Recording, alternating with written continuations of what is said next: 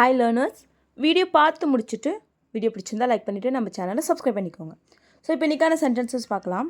First sentence, நீ நேற்று சொன்னதை நான் மறந்து விட்டேன்.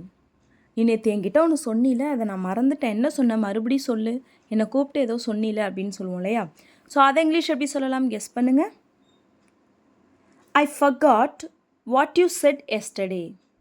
I forgot what you said yesterday. I forgot அப்படின்னா நான் மறந்துட்டேன். ஸோ forget அப்படின்னா மறக்கிறது. ஸோ இங்கே நான் மறந்துட்டேன், பாஸ்ட் டென்ஸில் சொல்கிறோம், அதனால forgot. I forgot, நான் மறந்துட்டேன். எதை மறந்துட்டேன்? What you said, நீ என்ன சொன்னியோ. ஸோ நேற்று தான் சொன்னாங்க, நீ என்ன சொன்னியோ, இதுவும் பாஸ்ட், அதனால தான் what you said, நீ என்ன சொன்னியோ அதை I forgot, நான் மறந்துட்டேன். எப்போ சொன்னதை? நேற்று. நீ நேற்று என்ன சொன்னியோ அதை நான் மறந்துட்டேன். I forgot what you said yesterday. So yesterday அப்படின்னா நேற்று. ஸோ நீ நேற்று சொன்னதை நான் மறந்துட்டேன். I forgot what you said yesterday. ஓகேவா? ஸோ நெக்ஸ்ட் ஒன் என்னென்னு பார்க்கலாம். நான் நேற்று சொன்னதை அவன்கிட்ட சொல்லு. நான் நேற்று சொன்னதை அவனிடம் சொல். இதை இங்கிலீஷ் எப்படி சொல்லலாம்? Tell him what I said yesterday. Tell him what I said yesterday. Tell him அப்படின்னா அவன்கிட்ட சொல்லு. him அப்படின்னா அவன்கிட்ட. ஓகேவா? ஸோ tell him, tellனா சொல்லு. tell him அவன்கிட்ட சொல்லு. என்ன சொல்லணும்? what I said yesterday, நான் நேற்று என்ன சொன்னனோ அதை அவன்கிட்ட சொல்லு. tell him what I said yesterday. ஓகேவா? இதுவே நான் சொல்ல போகிறத அவகிட்ட சொல்லு. இப்போ நான் உன்கிட்ட ஒன்று சொல்ல போகிறேன், அதை அவகிட்ட சொல்லிடு அப்படின்னு சொல்லுவோம் இல்லையா? ஸோ அதை இங்கிலீஷ் எப்படி சொல்லலாம் அப்படின்னா, tell her what I'm going to tell you. tell her what I'm going to tell you. tell her அப்படின்னா அவகிட்ட சொல்லு. என்ன சொல்லணும்? what I'm going to tell you, நான் உன்கிட்ட என்ன சொல்ல போகிறேனோ அதை அவகிட்ட சொல்லு. tell her what I'm going to tell you. ஓகேவா? ஸோ நெக்ஸ்ட் ஒன் என்னென்னு பார்க்கலாம். நீ சொன்னதை நான் மறக்கவே மாட்டேன். நீ சொன்னில, அதை நான் மறக்கவே மாட்டேன் அப்படிலாம் சொல்லுவோம் இல்லையா? ஸோ அதை இங்கிலீஷ் எப்படி சொல்லலாம்? I never forget what you said. I never forget what you said. I never forget அப்படின்னா நான் மறக்கவே மாட்டேன். ஸோ நான் ஒரு விஷயம் பண்ணவே மாட்டேன் அப்படின்னு சொல்கிறோம் இல்லையா? ஸோ அந்த இடத்துல தான் நம்ம never யூஸ் பண்ணணும். ஸோ நான் ஒன்று மறக்கவே மாட்டேன் அப்படின்னா I never forget. எந்த மறக்க மாட்டேன்? வாட் யூ செட், நீ என்ன சொன்னியோ அதை நான் மறக்கவே மாட்டேன். I never forget what you said. ஓகேவா? ஸோ இதுவே நான் உன்னை மறக்கவே மாட்டேன் அப்படிங்கிறத இங்கிலீஷ் எப்படி சொல்லலாம்? ஐ நெவர் ஃபர்கெட் யூ அப்படின்னா நான் உன்னை மறக்கவே மாட்டேன், செய்யவே மாட்டேன் அப்படின்ற இடத்துல நம்ம நெவர் யூஸ் பண்ணணும். ஓகேவா? ஸோ நெக்ஸ்ட் ஒன் என்னென்னு பார்க்கலாம். சில பேருக்கு இது பிடிக்கலாம். உனக்கு இது பிடிக்குமா? எனக்கு பிடிக்காது. சில பேருக்கு பிடிக்கலாம், ஆனால் எனக்கு பிடிக்காது அப்படிலாம் சொல்லுவோம் இல்லையா? ஸோ அதை இங்கிலீஷ் எப்படி சொல்லலாம்? Some people may like this. Some people may like this. நம்மளுக்கு பிடிக்கலன்னா சில பேருக்கு இது பிடிக்கலாம் அப்படிலாம் சொல்லுவோம் இல்லையா? சம் பீப்புள், சில பேருக்கு, மே லைக் திஸ் அப்படின்னா பிடிக்கலாம். நம்ம வந்து ஒரு யூகிச்சு தான் சொல்கிறோம், கன்ஃபார்மாக சொல்லலை.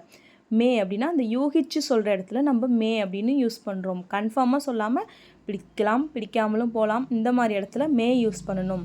So some people may like this, சில பேருக்கு இது பிடிக்கலாம். ஓகேவா? உனக்கு இது அப்புறமாக பிடிக்கலாம். இப்போ உனக்கு இது பிடிக்கலன்னு சொல்கிற, ஆனால் உனக்கு அப்புறமா இதுவே பிடிக்கலாம் அப்படின்லாம் சொல்லுவோம் இல்லையா? ஸோ அதை இங்கிலீஷ் எப்படி சொல்லலாம் அப்படின்னா, you may like this later. You may like this later. You may like this அப்படின்னா உனக்கு பிடிக்கலாம்.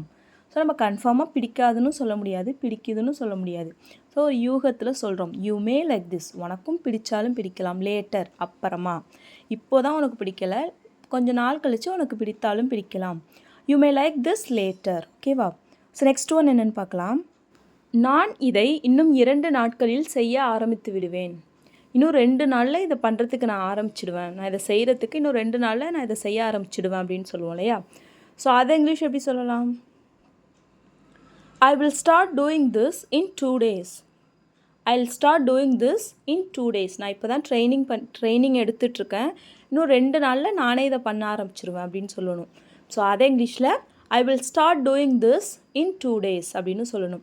So I will start doing this அப்படின்னு நான் இதை பண்ண ஆரம்பிச்சிடுவேன். ஸோ ஃப்யூச்சரில் இனிமேல் தான் ஆரம்பிப்பேன், அதனால will யூஸ் பண்ணியிருக்கோம். I will start doing this, நான் இதை பண்ண ஆரம்பிச்சிடுவேன்.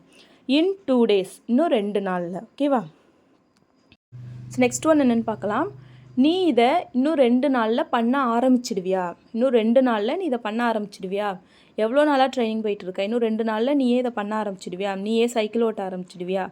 நீயே தைக்க ஆரம்பிச்சிடுவியா? அப்படின்லாம் சொல்லி கேட்போம் இல்லையா? ஸோ அதை இங்கிலீஷ் எப்படி கேட்கலாம்? Will you start doing this in 2 days? Will you start doing this in 2 days? Will you start doing this அப்படின்னா நீ பண்ண ஆரம்பிச்சிடுவியா? ஸோ கொஷினாக கேட்குறோம், அதனால் வில் முன்னாடி வந்துட்டு. ஸோ இனிமே பண்ண ஆரம்பிச்சிடுவியான்னு தான் கேட்குறோம், ஃப்யூச்சரில் நடக்க போகிறத கேட்குறோம், அதனால் வில் வந்திருக்கு. ஸோ அது கொஷினாக இருக்கிறதுனால வில்லு ஃபஸ்ட்டு வந்துட்டு. So will you start doing this in 2 days, 2 நாளில் நீ இதை பண்ண ஆரம்பிச்சிடுவியா? ஓகேவா? ஸோ நெக்ஸ்ட் ஒன் என்னென்னு பார்க்கலாம். நான் இதை 2 நாட்களில் செய்ய ஆரம்பித்து விட்டேன். ஸோ இப்போ பாஸ்ட்டில் சொல்கிறோம். நான் வந்து 1 வீக் தான் ட்ரைனிங் போனேன், 2 நாள்லேயே நான் இதை வந்து பண்ண ஆரம்பிச்சிட்டேன். ட்ரைனிங் முடித்த 2 நாள்லேயே நான் இதை பண்ண ஆரம்பிச்சிட்டேன். நான் 2 நாள் தான் ட்ரைனிங் போனேன், 2 நாள்லேயே பண்ண ஆரம்பிச்சிட்டேன் அப்படிலாம் சொல்லுவோம் இல்லையா? ஸோ அதை இங்கிலீஷ் எப்படி சொல்லலாம்? I started doing this in 2 days. I started doing this in 2 days. I started doing this அப்படின்னா நான் பண்ண ஆரம்பிச்சிட்டேன். in 2 days, 2 நாட்களில், நான் 2 நாட்களில் பண்ண ஆரம்பிச்சிட்டேன். ஓகேவா? நெக்ஸ்ட் ஒன், நீ இதை 2 நாட்களில் செய்ய ஆரம்பித்து விட்டாய். நீ இதை 2 நாளில் செய்ய ஆரம்பிச்சிட்ட. இதை இங்கிலீஷில் எப்படி சொல்லலான்னு கமெண்ட் பண்ணுங்க. ஓகேவா? உன் இடத்தில் வேறு யார் இருந்தாலும் நான் இதே தான் செய்வேன். உன் இடத்துல வேறு யார் இருந்தாலும் நான் இதான் பண்ணுவேன். நான் உனக்காக ஸ்பெஷலாலாம் எதுவும் பண்ணலை, உன் இடத்துல வேறு யார் இருந்திருந்தாலும் நான் இதை தான் பண்ணுவேன் அப்படின்லாம் சொல்லுவோம் இல்லையா? ஸோ அதை இங்கிலீஷ் எப்படி சொல்லலாம்? I would have done the same to anyone in your place. I would have done the same to anyone in your place. I would have done the same அப்படின்னா நான் அதே தான் பண்ணியிருப்பேன். I would have done the same, நான் அதே தான் பண்ணியிருப்பேன். to anyone, யாராக இருந்தாலும் நான் அதை தான் பண்ணியிருப்பேன். யாருக்கும் நான் அதை தான் பண்ணியிருப்பேன். in your place, உன் இடத்துல இருக்கிற வேறு யாருக்குமே நான் இதை தான் பண்ணியிருப்பேன். I would have done the same to anyone in your place. ஓகேவா? நெக்ஸ்ட் ஒன் என்னென்னு பார்க்கலாம். நீ அங்கிருந்து வருகிறாயா? நீ அந்த இடத்துலேருந்து வரியா? நீ அங்கேருந்து வரியா? அப்படிலாம் சொல்லி கேட்போம் இல்லையா? ஸோ அதை இங்கிலீஷ் எப்படி கேட்கலாம்? Are you coming from there? Are you coming from there? Are you coming அப்படின்னா நீ வரியா? From there, அங்கேருந்து, அங்கேருந்து நீ வரியா? Are you coming from there? ஓகேவா? ஸோ இதுவே நீ அங்கேருந்து வர, நீ அங்கேருந்து வர அப்படின்னு நம்ம ஒரு ஸ்டேட்மெண்ட்டாக சொல்லணும். ஸோ அதை இங்கிலீஷ் எப்படி சொல்லலாம்னா, you are coming from there, you are coming from there அப்படின்னு சொல்லணும். ஸோ இதையே கொஷினாக கேட்குறோம். நீ அங்கேருந்து வரியா? நீ அங்கேருந்து வர அப்படின்னா you are coming from there. நீ அங்கேருந்து வரியா அப்படின்னு கொஷினாக கேட்குறோம் அப்படின்னா அந்த ஆர் முன்னாடி வந்துடணும். ஓகேவா? So are you coming from there? நீ அங்கேருந்து வரியா? ஸோ நெக்ஸ்ட் ஒன், இப்போ நெகட்டிவாக பார்ப்போம். நீ அங்கேருந்து வரலை, நீ அங்கேருந்து வரலை அப்படின்னு நெகட்டிவாக சொல்கிறோம். அப்புறம் you are not coming from there அப்படின்னு நாட் யூஸ் பண்ணி சொல்லுவோம். ஸோ நான் சொல்லியிருக்கேன் இல்லையா, நெகட்டிவ் சென்டென்ஸ் வந்தால் நாட் வரணும் அப்படின்னு. So you are not coming from there அப்படின்னா நீ அங்கேருந்து வரலை. ஸோ இப்போ நெகட்டிவாக கொஷின் கேட்குறோம், நீ அங்கேருந்து வரலையா? ஸோ இப்போ என்ன பண்ணணும்? இந்த ஆர் நாட் அப்படிங்கிறது ஃபஸ்ட்டு வந்துடணும். ஆர்இன்ட் யூ கம்மிங் ஃப்ரம் தேர்? நீ அங்கிருந்து வரலையா? ஆர்இன்ட் யூ கம்மிங் ஃப்ரம் தேர். ஓகேவா? நெக்ஸ்ட் ஒன் என்னென்னு பார்க்கலாம். நான் அவன்கிட்ட எல்லாத்தையும் தெளிவாக சொல்லிட்டேன்.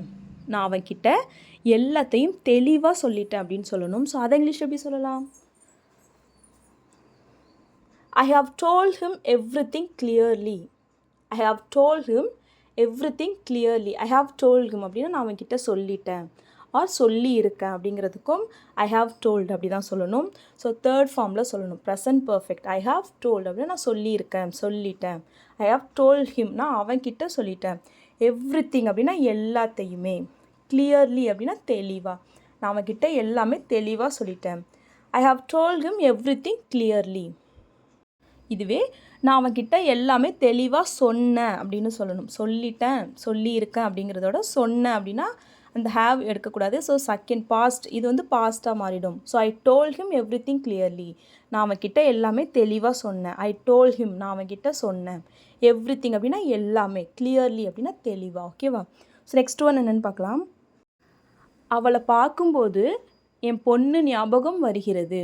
அவளை பார்க்குறப்ப எனக்கு என்னோட பொண்ணு ஞாபகம் வருது அப்படின்லாம் சொல்லுவோம் இல்லையா? ஸோ அதை இங்கிலீஷ் எப்படி சொல்லலாம்? When I look at her, I am reminded of my daughter. When I look at her, I am reminded of my daughter. When I look at her அப்படின்னா நான் அவளை பார்க்கும்போது I am reminded எனக்கு ஞாபகம் வருது. Of my daughter என்னோட பொண்ணு ஞாபகம் வருது. நான் அவளை பார்க்கும்போது எனக்கு என்னோட பொண்ணு ஞாபகம் வருது. When I look at her, I am reminded of my daughter. So இதுவே உன்னை பார்க்கும்போது எனக்கு என்னோட பையன் ஞாபகம் வருது. உன்னை பார்க்கும்போது எனக்கு என் பையன் ஞாபகம் வரான் அப்படின்லாம் சொல்லுவோம் இல்லையா?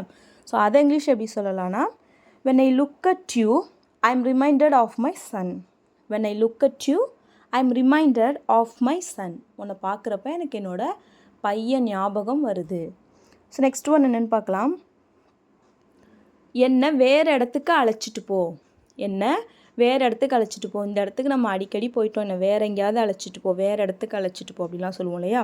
ஸோ அதை இங்கிலீஷ் எப்படி சொல்லலாம்? Take me to another place. Take me to another place. Take me அப்படின்னா என்ன அழைச்சிட்டு போ. டு another place வேறு இடத்துக்கு, என்ன வேறு இடத்துக்கு அழைச்சிட்டு போ. Take me to another place. So next one என்னென்னு பார்க்கலாம். இவன் என்ன வேறு இடத்துக்கு அழைச்சிட்டு போனான். இவன் என்ன வேறு இடத்துக்கு அழைச்சிட்டு போனான். நாங்கள் இந்த இடத்துக்கு வரல, இவன் என்ன வேறு இடத்துக்கு அழைச்சிட்டு போனான் அப்படின்னு சொல்லுவோம் இல்லையா? ஸோ அதை இங்கிலீஷ் எப்படி சொல்லலாம்? He took me to another place. He took me to another place. He took me அப்படின்னா அவன் என்ன அழைச்சிட்டு போனான். ஸோ டேக் மீ அப்படின்னா அழைச்சிட்டு போகிறது, டேக் அப்படின்னா அழைச்சிட்டு போகிறதுக்கு டேக் யூஸ் பண்ணுவோம். ஸோ பாஸ்ட்டில் சொல்கிறோம், அதனால டேக்கோட பாஸ்டன்ஸ் took. He took me to another place. வேறு இடத்துக்கு அவன் என்ன அழைச்சிட்டு போனான். ஓகேவா? ஸோ இதுவே அவளை வேறு இடத்துக்கு அழைச்சிட்டு போ. அவளை வேறு இடத்துக்கு அழைச்சிட்டு போ அப்படிங்கிறத இங்கிலீஷ் எப்படி சொல்லலான்னு கமெண்ட் பண்ணுங்கள். ஓகேவா? ஸோ நெக்ஸ்ட் ஒன் என்னென்னு பார்க்கலாம். என்னால் வலியை தாங்க முடியவில்லை. என்னால் வலியை தாங்கவே முடியல அப்படின்னு சொல்லுவோம் இல்லையா? அவ்வளோ வலிக்குது, என்னால் வலியை தாங்கவே முடியல. இதை இங்கிலீஷ் எப்படி சொல்லலாம்? I can't stand the pain. I can't stand the pain. Stand அப்படின்னா தாங்கிறது. ஸோ ஐ காண்ட் ஸ்டாண்ட் அப்படின்னா என்னால் தாங்க முடியல. த பெயின் அப்படின்னா வலியை, என்னால் வலியை தாங்க முடியல. ஸோ இதுவே ஐ காண்ட் பேர் த பெயின் அப்படின்னும் சொல்லலாம். பேர் அப்படின்னாலும் தாங்கிறது தான். ஸோ ரெண்டு மீனிங் இருக்குது. ஓகேவா? ரெண்டு வேர்டு இருக்குது. தாங்கிறது அப்படின்ற வேர்டுக்கு ரெண்டு வேர்டு இங்கிலீஷ் வேர்டு இருக்குது. பேர் அப்படின்னாலும் தாங்கிறது தான், ஸ்டாண்ட் அப்படின்னாலும் தாங்கிறது தான். I can't stand the pain அப்படின்னா என்னால் வலியை தாங்க முடியல. ஐ காண்ட் பேர் த பெயின் அப்படின்னாலும் என்னால் வலியை தாங்க முடியலை. ஓகேவா? ஸோ இதுவே உன்னால் கண்டிப்பாக வலியை தாங்க முடியாது, நான் சொல்கிறத கேளு, உன்னால் கண்டிப்பாக வலியை தாங்க முடியாது அப்படின்லாம் சொல்லுவோம் இல்லையா? ஸோ அதை இங்கிலீஷ் எப்படி சொல்லலாம்? You can't definitely stand the pain. You can't definitely stand the pain. So definitely அப்படின்னா கண்டிப்பாக உன்னால் தாங்க முடியாது வலியை. ஓகேவா? ஸோ நெக்ஸ்ட் ஒன் என்னென்னு பார்க்கலாம். அவனை இங்கு கூப்பிடாதே. அவனை இங்கே கூப்பிடாத, அவன் அங்கேயே இருக்கட்டும், அதான் நம்மளுக்கு நல்லது, அங்கே இருந்தால் தான் அவன் அமைதியாக இருப்பான் அப்படிலாம் சொல்லுவோம் இல்லையா? ஸோ அதை இங்கிலீஷ் எப்படி சொல்லலாம்? Don't call him here.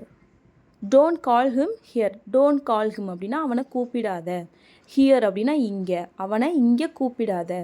Don't call him here. ஓகேவா?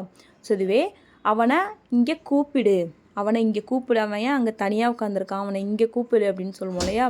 ஸோ அதை இங்கிலீஷ் எப்படி சொல்லலாம்னா கால் him here. Call him here. Call him அப்படின்னா அவனை கூப்பிடு, ஹியர் அப்படின்னா இங்கே. ஸோ இதில் நம்ம கால் பண்ணுறதுக்கும் கால் அப்படின்னு தான் சொல்லுவோம், கூப்பிடுறதுக்கும் கால் அப்படின்னு தான் சொல்லுவோம். ஓகேவா? ஸோ இங்கே கால் அப்படிங்கிறது கூப்பிடுறதுக்கு கால். ஸோ கால் ஹிம் ஹியர், அவனை இங்கே கூப்பிடு. ஸோ நெக்ஸ்ட் ஒன் என்னென்னு பார்க்கலாம். அவர்கள் என்னை அங்கே கூப்பிட்டார்கள். அவங்க என்னை அங்கே கூப்பிட்டாங்க, நான் அங்கே போகிறேன், அவங்க என்னை அங்கே கூப்பிட்டாங்க அப்படின்னு சொல்லுவோம் இல்லையா? ஸோ அதை இங்கிலீஷ் எப்படி சொல்லலாம்? They called me there. They called me there. They called me அப்படின்னா அவங்க என்ன கூப்பிட்டாங்க. தேர் அப்படின்னா அங்கே, அவங்க என்ன அங்கே கூப்பிட்டாங்க. They called me there. So next one என்னென்னு பார்க்கலாம். எனக்கு யாருக்கு கால் பண்ணுவது என தெரியவில்லை. எனக்கு யாருக்கு கால் பண்ணுறதுன்னு தெரியல, அதனால தான் நான் உனக்கு கால் பண்ணிட்டேன், அந்த டைமுக்கு உன்னை டிஸ்டர்ப் பண்ணிட்டேன், எனக்கு யாருக்கு அந்த டைமுக்கு கால் பண்ணுறதுனே தெரியல அப்படிலாம் சொல்லுவோம் இல்லையா? ஸோ அதை இங்கிலீஷ் எப்படி சொல்லலாம்? I didn't know whom to call. I didn't know whom to call. I didn't know அப்படின்னா எனக்கு தெரியலை. whom to call, யாருக்கு கால் பண்ணணும்னு. I didn't know whom to call, எனக்கு யாருக்கு கால் பண்ணணும்னு தெரியலை. ஸோ நெக்ஸ்ட் ஒன் என்னென்னு பார்க்கலாம். உனக்கு யாருக்கு கால் பண்ணுறதுன்னு தெரியாதா? போய் அவனுக்கு கால் பண்ணியிருக்க, யாருக்கு கால் பண்ணணும்னு உனக்கு தெரியாதா அப்படின்னு சொல்லுவோம் இல்லையா? ஸோ அதை இங்கிலீஷ் எப்படி சொல்லலாம்? Don't you know whom to call? Don't you know whom to call? Don't you know அப்படின்னா உனக்கு தெரியாதா? whom to call, யாருக்கு கால் பண்ணணும்னு உனக்கு தெரியாதா? ஓகேவா? ஸோ நெக்ஸ்ட் ஒன் என்னென்னு பார்க்கலாம். யாருக்கு கால் பண்ணணும்னு எனக்கு தெரியும். யாருக்கு கால் பண்ணணும்னு எனக்கு தெரியும் அப்படிங்கிறத இங்கிலீஷ் எப்படி சொல்லலான்னு கமெண்ட் பண்ணுங்க. ஓகேவா? ஸோ இப்போ லாஸ்ட் வீடியோவில் நான் சில சென்டென்சஸை கமெண்ட் பண்ண சொல்லியிருப்பேன். ஸோ அதுக்கான ஆன்சர்ஸை இப்போ பார்க்கலாம். ஃபர்ஸ்ட் சென்டென்ஸ், அவன் உன்னுடன் பேச தயாராக இருக்கிறான். அவன் உன்கிட்ட பேசுகிறதுக்கு ரெடியாக இருக்கான் அப்படின்னு சொல்லுவோம் இல்லையா? ஸோ இதை இங்கிலீஷ் எப்படி சொல்லலான்னு கேட்டிருந்தேன். ஸோ இதுக்கான answer, he is ready to talk to you in person. he is ready to talk to you in person. he is ready அப்படின்னா அவன் தயாராக இருக்கான். டு டாக் டு யூ, உங்ககிட்ட பேசுகிறதுக்கு. இன் பர்சன் அப்படின்னா நேரில். ஓகேவா? ஸோ நெக்ஸ்ட் ஒன், நாம் அவனுக்கு ஒரு வாய்ப்பு கொடுப்போம். நம்ம அவனுக்கு ஒரு வாய்ப்பு கொடுக்கலாம் அப்படின்னு சொல்லுவோம் இல்லையா? ஸோ அதை இங்கிலீஷ் எப்படி சொல்லலான்னு கேட்டிருந்தேன். ஸோ அதுக்கான answer, let us give him a chance. let us give him a chance. let's give அப்படின்னா நம்ம கொடுக்கலாம். him அப்படின்னா அவனுக்கு, a chance ஒரு வாய்ப்பு, நம்ம அவனுக்கு ஒரு வாய்ப்பு கொடுக்கலாம். let's give him a chance. So next one, உனக்கு அங்கே செல்வதற்கு எல்லா உரிமையும் இருக்கிறது. உனக்கு அங்கே போகிறதுக்கு எல்லா உரிமையும் இருக்குது அப்படிங்கிறத இங்கிலீஷ் எப்படி சொல்லலான்னு கேட்டிருந்தேன். ஸோ இதுக்கான answer, you have all the right to go there. You have all the right அப்படின்னா உனக்கு எல்லா உரிமையும் இருக்கிறது. டு கோ போகிறதுக்கு, தேர் அங்கே, உனக்கு அங்கே போகிறதுக்கு எல்லா உரிமையும் இருக்குது. You have all the right to go there. ஓகேவா? So that's all friends. Video பிடிச்சிருந்தா லைக் பண்ணுங்கள், ஷேர் பண்ணுங்கள், கமெண்ட் பண்ணுங்கள். மறக்காமல் நம்ம சேனலை சப்ஸ்கிரைப் பண்ணிக்கோங்க. தேங்க்ஸ் ஃபார் வாட்சிங் கைஸ். Happy learning.